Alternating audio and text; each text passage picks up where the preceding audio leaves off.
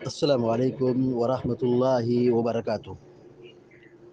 الحمد للہ رب العالمین والعاقبۃ للمتقین والصلاة والسلام علی اشرف الانبیاء والمرسلین نبینا محمد وعلی آلہ وصحبہ اجمعین وبعد۔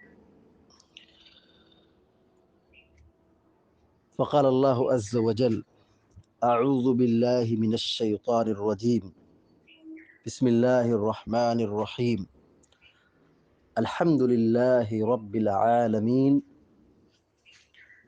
الرحمن الرحیم مالک یوم الدین۔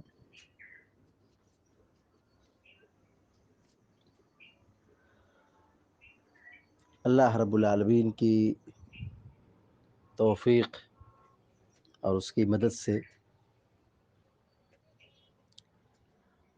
قرآن کریم کی تفسیر کا سلسلہ شروع کیا جا رہا ہے۔ اللہ تبارک و تعالی اس سلسلے کو مبارک بنائے، نفع بخش بنائے اور دنیا و آخرت کی کامیابی کا ذریعہ بنائے، آمین یا رب العالمین۔ آپ جانتے ہیں کہ قرآن کریم کی شروعات سورۃ الفاتحہ سے ہوتی ہے، اس لیے سورہ فاتحہ کے حوالے سے آج کے درس میں کچھ باتیں رکھی جائیں گی۔ سب سے پہلی بات اس میں یہ ہے کہ سورہ فاتحہ کہاں نازل ہوئی۔ اس سلسلے میں اہل علم کی کئی رائے ہیں۔ بعض علماء نے کہا کہ یہ سورت مکہ میں نازل ہوئی، کچھ لوگوں نے کہا کہ یہ سورت مدینہ میں نازل ہوئی، اور کچھ علماء نے یہ بھی کہا ہے کہ یہ دو مرتبہ نازل ہوئی، ایک مرتبہ مکہ میں نازل ہوئی اور ایک مرتبہ مدینہ میں نازل ہوئی۔ بعض علماء نے یہ بھی کہا ہے کہ آدھا حصہ مدینہ میں نازل ہوئی ہے اور آدھا حصہ مکہ میں نازل ہوئی، یعنی پہلے آدھا حصہ مکہ میں نازل ہوئی، پھر بقیہ حصہ مدینہ میں نازل ہوئی۔ علی کل حال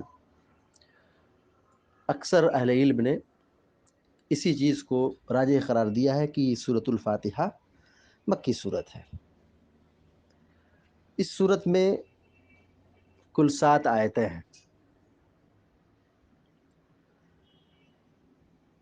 سورہ فاتحہ کے متعلق دوسری جو بات ہے بنیادی طور پر اس کے ناموں کے حوالے سے، یہ وہ عظیم صورت ہے جس کے کئی نام بتائے گئے ہیں۔ ایک نام فاتحۃ الکتاب ہے، سورہ فاتحہ کا ایک نام کیا ہے؟ فاتحۃ الکتاب۔ سورہ فاتحہ کا ایک دوسرا نام ہے فاتحۃ الکتاب، یعنی قرآن کی شروعات اسی سورہ فاتحہ سے ہوتی ہے۔ تو چاہے سورۃ الفاتحہ کہیں یا فاتحۃ الکتاب کہیں، دونوں ایک ہی معنی ہے۔ اس کا دوسرا نام ہے ام الکتاب، یعنی یہ قرآن کی یہ اساس ہے، یہ قرآن کا اصل ہے۔ ایک نام بتایا ہے اہل علم نے ام القرآن، ام الکتاب کے ساتھ ام القرآن بھی نام بتایا گیا ہے۔ چوتھا نام بتایا گیا ہے سورۃ الحمد، الحمد للہ رب العالمین، اسی سے ہے سورۃ الحمد۔ پانچواں نام ہے سورۃ الصلاح، نماز کی صورت، یعنی یہ وہ صورت ہے جسے ہر نماز میں پڑھنا ضروری ہے، اس لیے اس کو سورۃ الصلاح کہا گیا ہے۔ ایک نام سورۃ الشفا، یعنی یہ وہ صورت ہے جس کے پڑھنے سے شفا ملتی ہے۔ ایک نام سورۃ الرقیہ، سورۃ الرقیہ جھاڑ پھونک جس سے کیا جاتا ہے، دم کیا جاتا ہے پڑھ کر کے، ایک نام یہی بتایا گیا ہے۔ اس کا ایک نام اساس القرآن، ایک نام اس کا الواقیہ، الواقیہ، ایک نام یہ بتایا گیا الکافیہ۔ اہل علم نے ایک نام یہی بتایا ہے کہ یہ سورۃ الصلاح والکنز، یعنی یہ سورت خزانہ۔ ایک نام السبع المثانی، السبع المثانی، یہ بھی ایک نام بتایا گیا ہے۔ القرآن العظیم، یہ بھی ایک نام ہے سورۃ الفاتحہ کا۔ یہ رہا مسئلہ سورۃ الفاتحہ کے ناموں کے سلسلے میں۔ دیکھیے، جس کے کئی نام ہوتے ہیں یہ اس کی اہمیت اور افادیت پر دلالت کرتا ہے۔ تو سورۃ الفاتحہ کا مقام اور سورۃ الفاتحہ کا مرتبہ بہت اعلیٰ ہے تمام سورتوں کے مقابلے میں، اس لیے اس کے کئی نام اہل علم نے بیان کیا ہے۔ اب آئیے سورۃ الفاتحہ کے فضائل کے حوالے سے گفتگو کرتے ہیں، اور یہ درس کا آخری عنوان ہے۔ پہلی بات بتائے گی کہ سورت نازل کب ہوئی، دوسری بات یہ بتائے گی کہ سورۃ الفاتحہ کے نام کتنے ہیں، اور پھر آخری اور تیسری بات یہ ہے کہ سورۃ الفاتحہ اس سورت کی کیا فضیلت ہے۔ ایک فضیلت یہ ہے کہ یہ وہ سورت ہے جسے ہر نماز میں پڑھنا ضروری ہے، اس کے بغیر نماز کا تصور نہیں کیا جا سکتا ہے۔ یعنی نماز اسی صورت میں ہو سکتی ہے، رکعت اسی صورت میں ہو سکتی ہے جب آدمی سورۃ الفاتحہ کے پڑھنے کا اہتمام کرے۔ وہ نماز، وہ رکعت جس میں سورۃ الفاتحہ نہیں، وہ نماز نہیں کہلائے گی۔ پیارے نبی صلی اللہ علیہ وسلم نے فرمایا، صحیح بخاری اور صحیح مسلم کی روایت ہے کہ لا صلاۃ لمن لم یقرأ بفاتحۃ الکتاب، کہ نبی کریم صلی اللہ علیہ وسلم فرماتے ہیں جس نے سورۃ الفاتحہ نہیں پڑھی اس کی نماز نہیں ہوگی۔ اس لیے علماء نے ارکان صلاۃ میں سورۃ الفاتحہ پڑھنے کا حکم دیا ہے کہ یہ ارکان صلاۃ میں سے ہے، اس کا پڑھنا بہت ضروری ہے۔ اب وہ چاہے نماز سری ہو، جہری ہو، انفرادی ہو، جماعت کے ساتھ ہو، ہر نماز، فرض ہو، نفل ہو، سنت ہو، ہر نماز کی ہر رکعت میں سورۃ الفاتحہ کا پڑھنا فرض ہے۔ سورۃ الفاتحہ کی ایک فضیلت یہ ہے کہ یہ افضل سورت ہے قرآن کریم کی۔ حضرت ابو ہریرہ رضی اللہ تعالی عنہ بیان فرماتے ہیں کہ اللہ کے رسول صلی اللہ علیہ وسلم نے ابی ابن کعب رضی اللہ تعالیٰ عنہ سے کہا، کیا تم چاہتے ہو کہ میں تمہیں ایسی سورت بتاؤں جو سورت نہ تورات میں نازل ہوئی، نہ انجیل میں نازل ہوئی، اور نہ زبور میں نازل ہوئی، اور نہ اس سے پہلے جو آسمانی کتاب تھی اس میں نازل ہوئی؟ انہوں نے کہا، ہے تو ابی ابن کعب نے کہا، اللہ کے رسول صلی اللہ علیہ وسلم ہاں بتائیے۔ اللہ کے نبی صلی اللہ علیہ وسلم کہتے ہیں، تم نماز میں کیسے پڑھتے ہو؟ کہتے ہیں کہ انہوں نے سورہ فاتحہ پڑھ کر کے سنایا۔ پیارے نبی صلی اللہ علیہ وسلم نے فرمایا، والذی نفسی بیدہ ما انزلت فی التوراۃ ولا فی الانجیل ولا فی الزبور ولا فی الفرقان مثلها۔ سنن ترمذی کی صحیح روایت ہے کہ اللہ کے نبی صلی اللہ علیہ وسلم نے فرمایا، قسم ہے اس ذات کی جس کے ہاتھ میں میری جان ہے، سورۃ الفاتحہ یہ وہ سورت ہے جو نہ تورات میں، انجیل میں، زبور میں اور نہ فرقان میں نازل ہوئی، بلکہ یہ صرف اور صرف قرآن میں نازل ہوئی۔ اس 7 آیت والی جو سورت ہے سورۃ الفاتحہ، اللہ رب العالمین نے اس کا تذکرہ سورۃ الحجر کی آیت نمبر 87 میں کیا، وَلَقَدْ آتَيْنَاكَ سَبْعًا مِّنَ الْمَثَانِي والقرآن العظیم والقرآن العظیم، کہ ہم نے آپ کو 7 آیتیں دی ہے جو بار بار پڑھی جاتی ہے اور قرآن عظیم عطا کیا ہے۔ یہ 7 آیتیں جو دی ہے سورۃ الفاتحہ، جو بار بار پڑھی جاتی ہے، اللہ رب العالمین نے اس کو اپنی کتاب میں تذکرہ فرمایا ہے، اور یہ قرآن کریم کی ایک عظیم صورت ہے۔ سورۃ الفاتحہ قرآن کریم کی ایک عظیم صورت ہے۔ حضرت ابو سعید ابن معلّہ رضی اللہ تعالی عنہ صحابی رسول ہیں، بخاری شریف کی روایت ہے کہ اللہ کے نبی صلی اللہ علیہ وسلم نے ان سے کہا کہ میں تم کو قرآن کریم کی ایک عظیم صورت کا تذکرہ کروں گا، بیان کروں گا، بتلاؤں گا، تم کو سکھلاؤں گا، قبل اس کے کہ تم مسجد سے باہر نکلو۔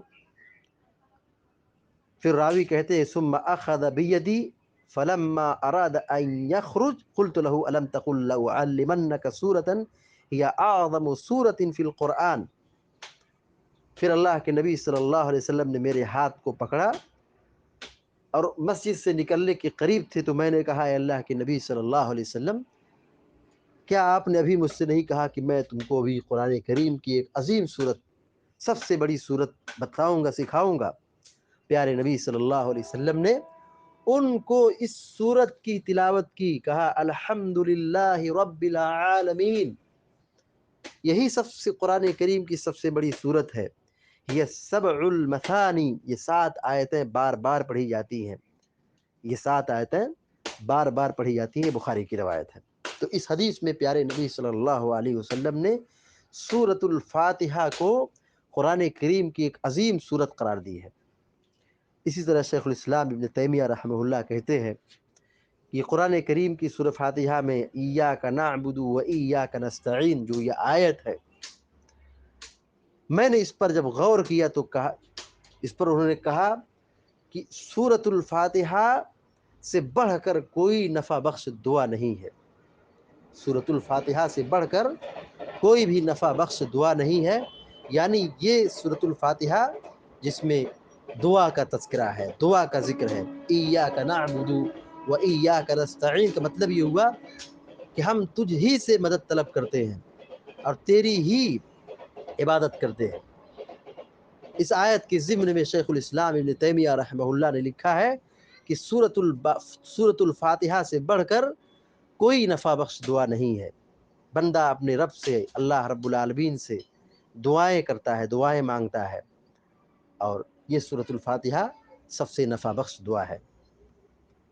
اس حقیقت کو سمجھنے کے لیے صحیح بخاری کی اس روایت کو دیکھیے کہ پیارے نبی صلی اللہ علیہ وسلم کے پیارے صحابہ کہیں جا رہے تھے، کسی قبیلے سے ان کا گزر ہوا، وہاں پر عرب کا جو قبیلہ تھا ان کی مہمان نوازی نہیں کی، اور اسی دن قبیلے کے سردار کو کسی موذی جانور نے ڈنک مار لیا اور پھر اس کی حالت بالکل نازک ہو گئی۔ بہرحال وہ لوگ آئے صحابہ اکرام کے پاس اور کہا کیا تم میں سے کوئی رقیہ کرنے والا ہے؟ سوال کیا کیا تم میں سے کوئی رقیہ کرنے والا ہے، کیونکہ ہمارے سردار کو کسی موذی جانور نے ڈنک مار لیا ہے اور پھر ان کی طبیعت خراب ہو گئی ہے۔ بہرحال ابو سعید خدری رضی اللہ تعالی عنہ مشہور صحابی ہیں، وہ گئے اور کہا کہ میں رقیہ کروں گا لیکن اس شرط پر کہ تم مجھ کو 30 بکری دو، کیونکہ تم لوگوں نے ہماری ضیافت اور مہمان نوازی نہیں کی تھی، ہم نے تم سے کھانا مانگا تھا، مہمان نوازی کے لیے ابھارا تھا، لیکن تم لوگوں نے انکار کر دیا۔ تو بہرحال ان لوگوں نے اپنے سردار کے علاج کے لیے رقیہ پر اجرت دینے کے لیے تیار ہو گئے اور 30 بکری انہوں نے ابو سعید خدری رضی اللہ تعالی عنہ کے حوالے کیا۔ ابو سعید خدری رضی اللہ تعالی عنہ نے کیا دعا پڑھی تھی؟ جی ہاں، بخاری شریف کی مشہور روایت ہے کہ ابو سعید خدری رضی اللہ تعالی عنہ نے صرف سورہ فاتحہ پڑھ کر کے دم کیا تھا، اور پھر اس سورت کے پڑھنے کی تاثیر دیکھیے کہ اللہ رب العالمین نے اس سردار کو شفا یابی عطا کر دی۔ پیارے نبی صلی اللہ علیہ وسلم کے پاس یہ قافلہ آیا اور کہا کہ ایسا ایسا حادثہ پیش آیا تھا اور ہم نے ایسا کیا، کیا ہمارے لیے وہ بکری جائز ہے، استعمال کر سکتے ہیں، کھا سکتے ہیں؟ پیارے نبی صلی اللہ علیہ وسلم ہنس پڑے اور کہا کہ تمہیں کیسے معلوم کہ یہ صورت رقیہ ہے، تمہیں کیسے معلوم کہ یہ صورت کیا ہے، شفا دینے والی ہے، میرا بھی اس میں حصہ لگاؤ۔ معلوم یہ ہوا کہ سورۃ الفاتحہ یہ سورۃ الشفا ہے، مریض پر پڑھ کر کے دم کرنا، اس سے مریض کو شفا یابی حاصل ہوتی ہے، اور اس پر رقیہ کے طور پہ استعمال کیا جائے تو بھی جائز ہے، اور اس سے شفا یابی حاصل ہوتی ہے۔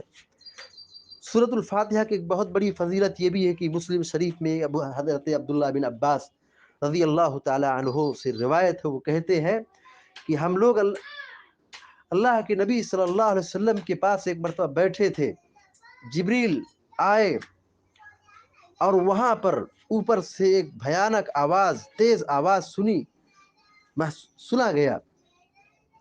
پیارے نبی صلی اللہ علیہ وسلم نے سر اٹھایا، کہا دیکھو آسمان آج کے روز کھلا ہے، اس سے پہلے کبھی نہیں کھلا تھا، اور ایک فرشتہ نازل ہوا ہے، اور وہ فرشتہ جو زمین پر آیا ہے وہ کبھی نہیں آیا تھا۔ فرشتے نے سلام کیا، پیارے نبی صلی اللہ علیہ وسلم نے فرمایا وقال، اور یہ کہا ابشر بنورین اوتیتہما لم یؤتہما نبی قبلک، فاتحۃ الکتاب وخواتیم سورۃ الفاتحہ، خوش ہو جاؤ، دو نور جو تمہیں عطا کیا گیا ہے، وہ دو نور کسی بھی نبی کو آپ سے پہلے نہیں عطا کیا گیا۔ وہ دو نور کیا ہے؟ کہا فاتحۃ الکتاب سورۃ الفاتحہ وخواتیم سورۃ البقرہ، سورۃ بقرہ کی آخری آیت ہے، لن تقرأ بحرف منہما الا اوتیت، اس میں سے تم ایک حرف بھی پڑھو، اللہ تبارک و تعالی اس پر وہ چیز عطا کرے گا جو انسان کی چاہت اور خواہش ہے۔ سورۃ الفاتحہ وہ عظیم سورت ہے جس میں اللہ رب العالمین نے اپنی تینوں توحید کا تذکرہ فرمایا، توحید الوہیت، توحید ربوبیت، توحید اسماء و صفات، تینوں توحید کا اس میں تذکرہ ہے۔ اور سورۃ الفاتحہ کو سورۃ الفاتحہ اس لیے کہا جاتا ہے کیونکہ یہ قرآن کریم کی پہلی سورت ہے، اور ترتیب کے اعتبار سے پہلی سورت، جمع و ترتیب کے اعتبار سے یہ پہلی سورت ہے، اور قرآن کا آغاز اسی سے ہوتا ہے، اس لیے کہ فاتحہ کے معنی ہوتا ہے کھولنے والا، تو قرآن کی شروعات اسی سورۃ الفاتحہ سے ہوتا ہے۔ اللہ رب العالمین سے ہم دعا کرتے ہیں کہ اللہ تبارک و تعالی ہم کو، آپ کو اور سارے مسلمانوں کو نیک عمل کی توفیق عطا فرمائے، آمین یا رب العالمین۔ وصلی اللہ علی نبینا وسلم تسلیما کثیرا۔ السلام علیکم ورحمۃ اللہ وبرکاتہ۔